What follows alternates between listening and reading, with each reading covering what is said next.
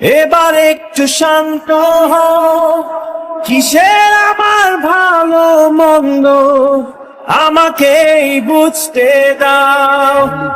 আমার বিচার তুমি করো, তোমার বিচার করবে কে? কবে তোমার দখল থেকে মুক্তি আমায় দেবে? শোনো মহাজন,